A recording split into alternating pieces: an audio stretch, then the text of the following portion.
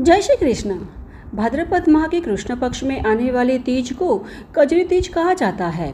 कजरी तीज को बड़ी तीज के रूप में भी जाना जाता है। यह दिन सुहागिन महिलाओं के लिए अत्यंत खास होता है। इस दिन विवाहित महिलाएं व्रत करती है और अपने पति की लंबी आयु तथा अच्छे स्वास्थ्य के लिए प्रार्थना करती है। साथ ही इस व्रत के पुण्य प्रभाव से संतान सुख की प्राप्ति भी होती है। और आज 12 अगस्त मंगलवार और कजरी तीज का पावन दिवस है। तो चलिए इस पावन अवसर पर हम कजरी तीज व्रत कथा का श्रवण करते हैं। तो कथा सुनने के लिए अंत तक हमारे साथ जुड़े रहना और कथा अच्छी लगे तो लाइक, शेयर और ऐसी ही वैदिक और प्रमाणभूत कथाओं का श्रवण करने हेतु इस चैनल को सब्सक्राइब भी कर लीजिएगा। तो चलिए आज की कजरी तीज व्रत कथा का आरंभ करते हैं। पूर्व काल में एक गांव में गरीब ब्राह्मण रहता था। वह अत्यंत निर्धन था। दिन भर भिक्षा मांगने पर भी उसे पर्याप्त मात्रा में भोजन भी प्राप्त नहीं होता था। उसकी हालत अत्यंत दयनीय थी। ऐसे में एक दिन ब्राह्मण की पत्नी ने कजरी तीज का व्रत रखने का संकल्प लिया और अपने पति से व्रत के लिए चने से बना सत्तू लाने को कहा।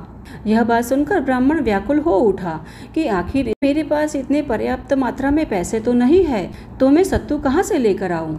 ऐसे में पत्नी बोली कि चाहे चोरी करो या फिर डाका डालो, किंतु मेरे लिए सत्तू लेकर ही आना।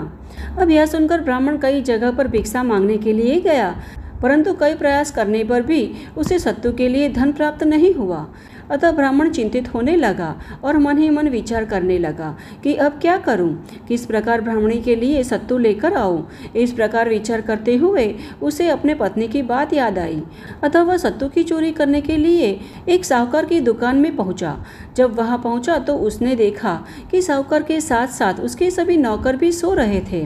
अब यह देखकर ब्राह्मण चुपके से दुकान में सत्तू लेने चला गया और जैसे ही उसने दुकान में प्रवेश किया तो उसकी आहट से नौकरों की नींद खुल गई और वह जोर जोर से चोर चोर चिल्लाने लगे। ऐसे में साहूकार की नींद भी खुल गई और उसने ब्राह्मण को देख लिया। उसने ब्राह्मण को पकड़ लिया, जिससे ब्राह्मण घबराता हुआ बोला कि मैं चोर नहीं हूँ, मैं तो मात्र 1.25 किलो सत्तू लेकर यहाँ से जा ही रहा हूँ। ब्राह्मण ने बताया कि उसकी पत्नी ने कजरी तीज का व्रत किया है और इसके लिए पूजा सामग्री चाहिए। उसने कहा कि मैंने कई प्रयास किए, भिक्षा भी मांगी, किंतु सत्तू के लिए धन अर्जित नहीं कर पाया, इसीलिए मैंने मात्र सत्तू ही लिया है। अब यह सुनकर साहूकार ने ब्राह्मण की तलाशी ली तो उसके पास वास्तव में सत्तू के अलावा कुछ नहीं प्राप्त हुआ। अब यह देखकर साहूकार की आंखें नम हो गई। उसने ब्राह्मण से कहा कि अब से आपकी पत्नी मेरी बहन है।